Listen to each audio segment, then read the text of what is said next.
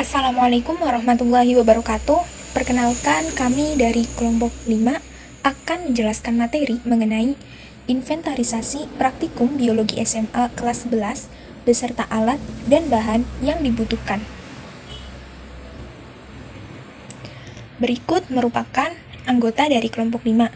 Ada saya sendiri, Risma Amalia dengan NIM 190810690.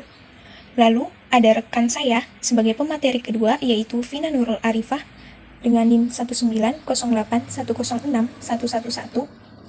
Kemudian ada pemateri ketiga yaitu Muhammad Rizky Samsil Ardi dengan NIM 19081061160.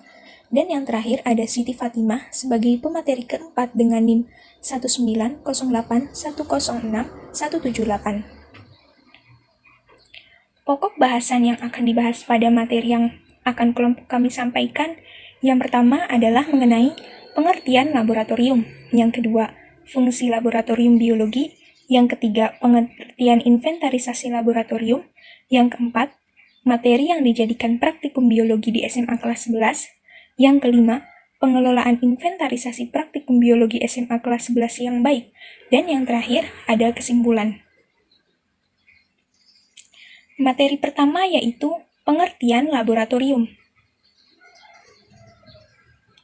Menurut Peraturan Pemerintah Nomor 19 Tahun 2005 mengenai Standar Nasional Pendidikan dan dijabarkan dalam Permendiknas Nomor 24 Tahun 2007, laboratorium merupakan tempat untuk mengaplikasikan teori keilmuan, pembuktian uji coba suatu penelitian, pengujian teoritis, dan lain-lainnya dengan menggunakan alat bantu yang menjadi kelengkapan dari fasilitas dengan kualitas dan kuantitas yang memadai. Laboratorium merupakan tempat dilakukannya suatu percobaan serta penelitian. Laboratorium dapat berupa tempat tertutup atau tempat terbuka. Dalam pengertian sempit, laboratorium adalah ruangan yang tertutup di mana penelitian dan percobaan dilakukan. Materi yang kedua yaitu mengenai fungsi laboratorium. Menurut Sujitno 1983, secara garis besar, fungsi laboratorium adalah sebagai berikut. Yang pertama, memberikan kelengkapan bagi pelajaran teori yang telah diterima sehingga antara praktik dan teori bukan suatu hal yang terpisah.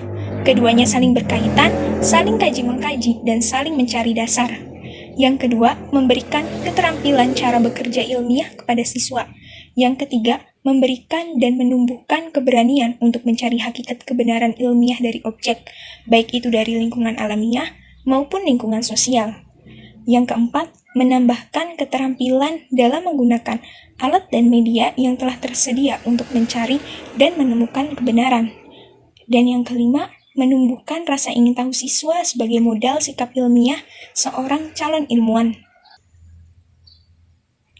Baik, materi selanjutnya akan dijelaskan oleh pemateri kedua yaitu Vina Nurul Arifah.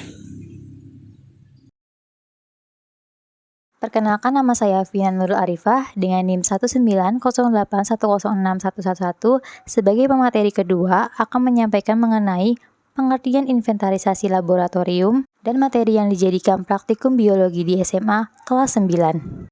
Materi ketiga, pengertian inventarisasi laboratorium. Adapun pengertian inventarisasi laboratorium, dalam pengadministrasian alat laboratorium dikenal dengan inventarisasi laboratorium. Inventaris merupakan kegiatan dalam usaha untuk menyediakan rekaman tentang keadaan, fasilitas, serta barang-barang yang dimiliki oleh laboratorium. Bagi SMA, memiliki beberapa laboratorium sangat penting untuk mendata, fasilitas atau menginventaris alat dan bahan lab untuk kegiatan pembelajaran siswa. Adapun tujuan penataan alat dan bahan di laboratorium biologi yaitu meliputi di antaranya yang pertama, memahami cara menata dan menyimpan alat dan bahan di laboratorium. Yang kedua, memahami cara pengadministrasian alat dan bahan di laboratorium biologi. Yang ketiga, mengenal dan mengisi perangkat administrasi. Dan yang keempat, menerapkan cara menata, menyimpan, dan mengadministrasi alat dan bahan yang ada di laboratorium. Prinsip yang harus diperhatikan dalam menyimpan alat dan bahan di laboratorium adalah aman, mudah diambil, mudah dicari serta memperhatikan sumber kerusakan alat dan bahan tersebut. Penyimpanan alat menurut aturan tertentu harus disepakati antara pengelolaan laboratorium dan diketahui oleh pengguna laboratorium. Dikutip dari Marisa tahun 2014. Bahasan selanjutnya yaitu yang keempat, materi yang disajikan praktikum biologi di sekolah menengah atas atau SMA kelas 9. Yakni mencakup 7 praktikum, diantaranya yang pertama, praktikum pengamatan struktur sel. Praktikum ini mengenai pengamatan terhadap struktur sel hewan maupun tumbuhan. Yang kedua, praktikum struktur jaringan tumbuhan. Materi yang diberikan dalam praktikum ini adalah kombinasi antara struktur eksternal atau morfologi dan internal yaitu anatomi dari organ vegetatif dan generatif tumbuhan. Yang ketiga, praktikum pengamatan tulang, uji makanan, dan vitamin C. Praktikum pengamatan tulang memerlukan preparat segar tumbuhan, preparat sel hewan, preparat segar epitel berlapis tunggal pipih, dan preparat tunggal relawan. Adapun praktikum uji makanan dan vitamin C dengan menggunakan bahan makanan yang dikonsumsi sehari-hari. Yang keempat, praktikum pengamatan reproduksi tumbuhan. Praktikum ini membahas struktur reproduksi pada salah satu jenis tumbuhan yang dipilih. Yang kelima, praktikum pengamatan morfologi bunga. Yang dibahas adalah struktur bagian-bagian dan modifikasi bunga dari beberapa jenis tumbuhan. Yang keenam, ada praktikum transpirasi pada tumbuhan. Dan yang ketujuh, yaitu praktikum denyut nadi secara manual. Baik, di sini saya M. Rizky Samsil Arti akan melanjutkan penjelasan selanjutnya. Yang pertama yaitu praktikum pengamatan struktur sel. Tujuan praktikum ini untuk mengamati perbedaan struktur sel hewan dengan sel tumbuhan. Alat dan bahan yang digunakan yaitu mikroskop, objek glass dan cover glass, tusuk gigi, silet, pinset, tisu, epitel mukosa mulut, methylene blue, larutan iod, aquades, daun rhodis color, dan kulit bawang. Yang kedua yaitu praktikum struktur jaringan tumbuhan. Tujuan praktikum ini untuk mengamati struktur jaringan tumbuhan melalui pengamatan preparat beberapa organ pada tumbuhan dikotil dan monokotil. Alat dan bahan yang digunakan yaitu mikroskop, objek dan cover glass, tisu, alkohol, daun rhodis color, preparat awetan akar dikotil dan monokotil, preparat awetan batang dikotil dan monokotil, dan preparat awetan daun dikotil dan monokotil. Yang ketiga yaitu praktikum pengamatan tulang, uji makanan, dan vitamin C. Bahan alam terkait dengan bahan mentah yang tersedia di alam dan biasanya digunakan dalam praktikum yang berkaitan dengan biologi. Bahan-bahan ini bermacam-macam jenisnya. Berbagai jenis dan bagian tubuh dari tumbuhan dan juga hewan merupakan bahan alam yang biasa digunakan dalam praktikum IPA. Berikut beberapa cara untuk menyiapkan bahan alam tersebut. Yang pertama yaitu preparat segar tumbuhan. Letakkan benang sari rhodis color di bawah mikroskop. Cabutlah sehelai rambut tangkai benang sari rhodis color dengan menggunakan pinset. Lalu letakkan pada kaca objek yang telah ditetesi air. Kemudian tutup dengan kaca penutup. Yang kedua, preparat sel hewan. Sediakan kaca objek dengan setetes air. Lalu koreklah bagian dalam pipi Anda dengan satu jari atau dengan tusuk gigi yang bersih. Perlahan-lahan sentuhan sedikit material di ujung jari pada tetesan air di atas gelas objek, lalu tutup dengan kaca penutup. Yang ketiga, preparat segar epitel berlapis tunggal pipi. Yang pertama yaitu ambil seekor katak atau rana cantifora. Lalu masukkan ke dalam botol yang telah berisi kapas yang telah ditetesi ether. Diamkan sampai katak mati, lalu jepit dengan pinset bagian kulitnya dan gunting. Rendamlah guntingan tersebut dalam air selama 5 menit. Selaput yang terapung diambil dan diletakkan di atas kaca objek yang telah ditetesi air. Yang keempat yaitu preparat tulang rawan. Ambil paha katak yang telah diamati atau yang telah dimatikan pada percobaan di atas. Lalu ambillah bagian bonggol tulang paha tersebut setipis mungkin. Kemudian letakkan pada kaca objek yang telah ditetesi air. Lalu tutuplah dengan kaca penutup. Yang keempat yaitu praktikum pengamatan reproduksi tumbuhan. Tujuan praktikum yang pertama untuk mengetahui struktur reproduksi pada tumbuhan Bryophyta. Yang kedua yaitu untuk mendeskripsikan sporangium dan spora pada Bryophyta. Alat dan bahan. Yang pertama, taksa Bryophyta yang terpilih. Yang kedua, alat tulis, kuas kecil, pinset, dan silet. Yang kelima yaitu praktikum pengamatan morfologi bunga. Tujuan praktikum untuk mengenal dan mengetahui struktur bagian-bagian dan modifikasi bunga pada beberapa jenis tumbuhan. Alat dan bahan yang digunakan yaitu yang pertama Hibiscus rosa sinensis, yang kedua yaitu Canna indica, yang ketiga yaitu Clitoria laurifolia, yang keempat yaitu Melastoma malabatricum. Yang keenam yaitu praktikum transpirasi pada tumbuhan. Alat dan bahan yang digunakan yaitu pisau atau silet, pinset, botol, timbangan, penggaris, aquades, dan daun Hibiscus rosa sinensis, serta kapas. Yang ketujuh yaitu praktikum denyut nadi secara manual. Alat dan bahan yang digunakan yaitu stopwatch dan alat tulis. Prosedur kerjanya, yang pertama, ditempelkan jari telunjuk dari jari tengah masing-masing manusia pada pergelangan tangan sebelah dalam sedemikian sehingga terasa adanya denyut nadi. Lalu menekan sedikit sampai denyutan semakin terasa. Yang kedua yaitu dihitung berapa kali denyutan nadi seseorang tersebut selama 1 menit, kemudian dicatat. Yang ketiga yaitu berlari-larilah selama 2 menit, kemudian dihitung lagi denyut nadi seseorang tersebut selama 1 menit, kemudian dicatat. Yang keempat yaitu membandingkan hasil pengamatan dengan teman sekelompok, lalu dimasukkan data dalam tabel.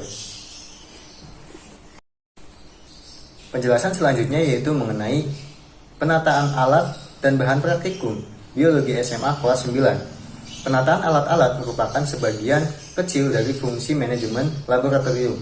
Nah, untuk dapat memahami penataan alat di laboratorium, kita perlu memahami fungsi dari struktur laboratorium serta berbagai aspek terkait dengan memanajemen laboratorium. Dalam hal ini, sistem manajemen laboratorium IPA di sekolah. Yang pertama, tata ruang. Yang kedua, perlengkapan laboratorium. Yang ketiga, tata letak laboratorium. Yang keempat, perancangan.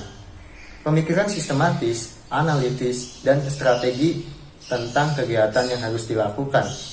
Langkah-langkah, metode, sumber daya manusia ataupun tenaga, dan dana yang dibutuhkan untuk mencapai tujuan yang telah ditentukan secara efektif dan efisien. Yang kelima yaitu penataan. Penataan terkait erat dengan pengelompokan, penempatan, penyimpanan, dan kemudian pemeliharaan dan penggunaannya. Penjelasan selanjutnya yaitu mengenai pengelolaan inventarisasi praktikum biologi SMA di kelas 9. Pengelolaan merupakan suatu proses pendayagunaan sumber daya secara efektif dan efisien untuk mencapai suatu sasaran yang diharapkan secara optimal dengan memperhatikan keberlanjutan fungsi sumber daya. Pengelolaan laboratorium berkaitan dengan pengelola dan pengguna. Fasilitas laboratorium seperti bangunan, peralatan laboratorium, spesimen biologi, dan bahan kimia, serta aktivitas yang dilaksanakan di laboratorium yang menjaga keberlanjutan fungsi dari laboratorium. Terima kasih atas penyampaian dari pemateri sebelumnya. Di sini saya akan melanjutkan mengenai penyampaian pemeliharaan dan perawatan alat laboratorium. Perawatan dapat dibedakan antara perawatan terencana dan perawatan tidak terencana. Pertama, ada perawatan terencana yang terbagi menjadi perawatan preventif dan perawatan korektif. Perawatan preventif merupakan perawatan yang bersifat pencegahan, merupakan sistem perawatan peralatan laboratorium yang secara sadar dilakukan melalui tahapan perencanaan, pengorganisasian, pelaksanaan, serta monitoring dengan tujuan untuk mencegah terjadinya gangguan kemacetan atau kerusakan peralatan laboratorium. Kedua, ada perawatan korektif. Perawatan korektif merupakan perawatan yang bersifat koreksi. Merupakan sistem perawatan peralatan laboratorium yang secara sadar dilakukan melalui tahapan perencanaan, pengorganisasian, pelaksanaan secara monitoring dengan tujuan untuk mengembalikan peralatan laboratorium pada kondisi standar sehingga dapat berfungsi secara normal. 2. Perawatan tidak terencana.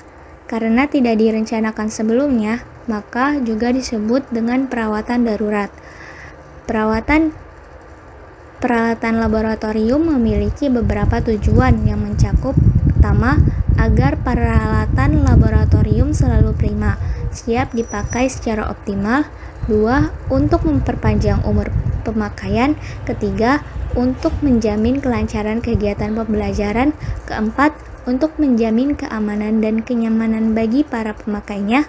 Kelima, untuk mengetahui kerusakan secara dini atau gejala kerusakan dari peralatan. Keenam, untuk menghindari terjadinya kerusakan secara mendadak. Dan ketujuh, untuk menghindari terjadinya kerusakan yang fatal. Cara atau metode untuk melakukan pekerjaan perawatan peralatan laboratorium yang dapat dilakukan antara lain dengan cara: pertama, melakukan pencegahan, misalnya dengan memberi peringatan melalui gambar atau tulisan, peraturan, tata tertib bagi pengguna laboratorium, dan memberikan bahan pengawet. Kedua, menyimpan, misalnya menyimpan peralatan laboratorium agar terhindar dari kerusakan. Ketiga, membersihkan, agar peralatan laboratorium selalu bersih dari kotoran yang dapat merusak, misalnya debu dan uap air yang dapat menyebabkan terjadinya korosi. Keempat, memelihara, misalnya dengan memberikan minyak pada peralatan mekanis dan memberikan makan hewan percobaan. Kelima, memeriksa atau mengecek kondisi peralatan laboratorium untuk mengetahui adanya gejala kerusakan. Keenam, menyetel kembali atau tune up, kalibrasi alat agar fasilitas atau peralatan dalam kondisi normal dan standar. Ketujuh, memperbaiki kerusakan ringan yang terjadi pada peralatan laboratorium pada batas tingkat kerusakan tertentu yang masih mungkin dapat diperbaiki sendiri sehingga siap dipakai untuk praktikum berikutnya. Kedelapan, mengganti komponen-komponen peralatan laboratorium yang sudah rusak. Kesimpulannya adalah, berdasarkan materi di atas mengenai inventarisasi praktikum biologi SMA kelas 11 beserta alat dan bahan yang dibutuhkan, dapat ditarik kesimpulan, yaitu sebagai berikut. Yang pertama, laboratorium merupakan tempat untuk mengaplikasikan teori keilmuan, pembuktian uji coba suatu penelitian, pengujian teoritis, dan lain-lainnya dengan menggunakan alat bantu yang menjadi kelengkapan dari fasilitas dengan kualitas dan kuantitas yang memadai. Yang kedua, fungsi laboratorium biologi yaitu sebagai tempat dilakukannya kegiatan pembelajaran biologi. Fungsi laboratorium biologi lainnya adalah sebagai sumber mengajar dan belajar, sebagai metode pengamatan, sebagai metode percobaan, sebagai prasarana pendidikan, serta sebagai wadah dalam proses belajar dan mengajar. Yang ketiga, inventarisasi laboratorium merupakan kegiatan dan usaha untuk menyediakan rekaman tentang keadaan fasilitas serta barang-barang yang dimiliki oleh laboratorium. Yang keempat, materi yang dijadikan praktikum biologi di SMA kelas 11 yaitu pengamatan mikroskopis, pengamatan sel, pengamatan tulang, uji makanan dan vitamin C, reproduksi pada tumbuhan, struktur morfologi bunga, transpirasi pada tumbuhan, dan menghitung denyut nadi.